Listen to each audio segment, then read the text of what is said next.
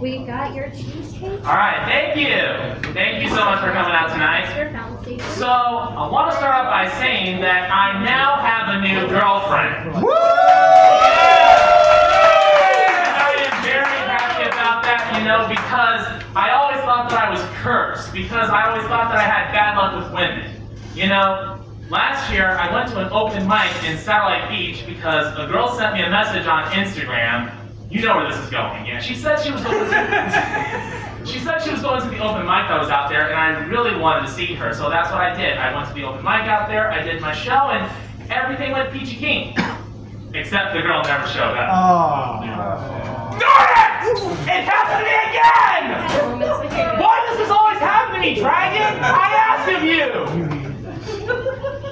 Yeah, I always thought that I had bad luck with women, Many years ago when I was in college, I was taking a college algebra class, and there was this beautiful young lady who sat next to me. For the sake of the story, I'm going to call her Daria.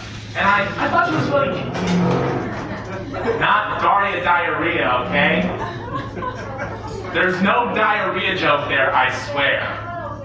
Anyway, so I thought she was cute, and I asked her if she wanted to go on a date with me. She said yes, and she gave me her phone number. A couple of days later, I sent her a text message. Hi, Daria. This was the first message I received. Who is this? I thought maybe she was just so busy that she forgot who I was, so I sent her another message to remind her. This is Vance. And this is the response that I got. This is Daria's boyfriend. Who is Vance? Oh.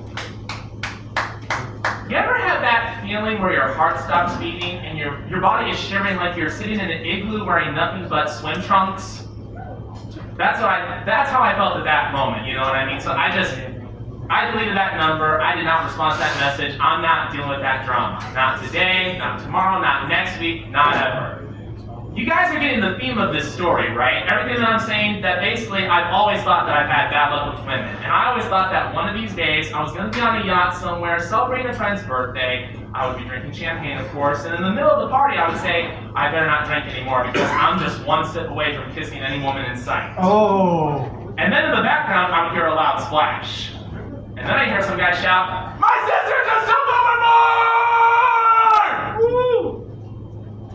Of course that would happen. Why would that not happen? It is so typical for that to happen. And my friends would try and calm me down and say, "Vance, will you relax? It was just a coincidence." And I would be like, "Bull crap, it was just a coincidence. Dude, why don't you just face it, okay? I'm cursed. I have bad luck with women. I've always had, and I never will." And I always used to think that I was never going to meet the right woman, I was never going to get married, and I was going to spend the rest of my life being single. I might as well just get myself castrated and join a Catholic religious order. Maybe the Society of Jesus. I can see myself as a Jesuit priest. Why not? Everyone in this room calls me a pedophile anyway. Alright, so as Chris said, I brought a new character. Well, not necessarily new. For those of you who are unfamiliar with my set, I'm a ventriloquist. I always work with puppets. So this is actually a character that I brought to many open mics, but this is the first time I ever brought him to the bow spot. As a ventriloquist, I'm always looking for new puppets to perform with. Kind of like doing puppet auditions to see what the audience thinks of my puppet. So I'm going to bring my puppet up here right now, and I want you guys to give me your honest opinion what you think.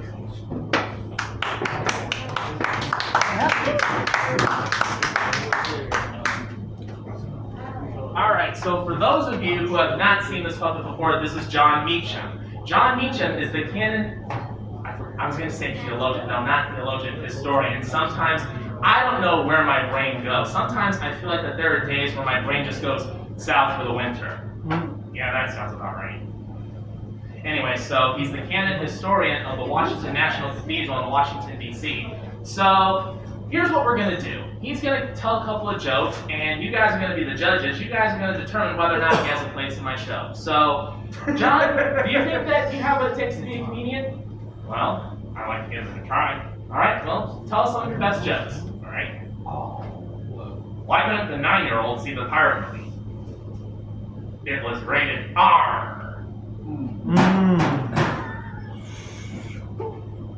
How many psychiatrists does it take to change a light bulb? 1, but the light bulb has to really want to change. How many feminists does it take to change a light bulb? Don't even go there. No.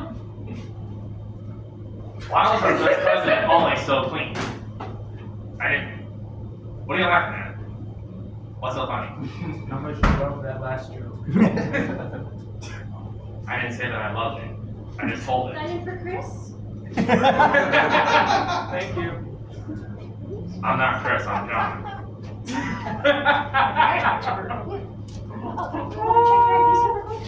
Why was our first president always so clean? Because it was always Washington.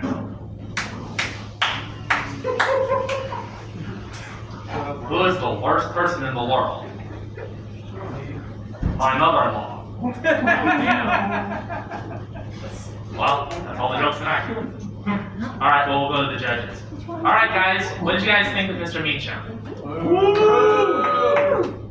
Kind of a mixed reaction. What'd you say? I like the zombie one. Oh, you like Zombie Bush? Yeah. Well, he went back to his coffin, so he's not here tonight. Alright. Those are PG jokes. Well, what? We're all over 18. Oh, really? They were good. Tell a dirty one. Yeah. A dirty Meacham. Why did the penis change life? Because it couldn't get in the bottle. Wow. What a dirty crowd. I'm basically done. Alright, well, you know what? Regardless of what the audience says, this is not my show. This is Jenna's show and Chris's show, technically, because this is their open mic show. But basically, any shows that I do, they're basically my own shows. And if I want you to be in my show, doggone it, you're gonna be in my show no matter what. So either way, you're still a part of my show no matter what. Well, thank you very much. Well, I just want to say one more thing. And what's that? I want to tell the American people the truth. There's a monster in the White House. Oh God. And his name is Donald Trump. Oh. Of course you say that. I know how much you love Donald Trump. Of course I do. I'm one of his proudest supporters. Look, we all have a right to our opinion. I don't care what anyone says. I think Donald Trump is the best president that we've ever had. No, he's not. Yes, he is. No, he's not. Yes, he is. No, he's not. Yes, he is. No, he's not. Man, you want to take this outside? What an irrational hillbilly. You know what? We need to go outside and settle this like men. So with that being said, you guys have been a great audience. Thanks very much and have a good night.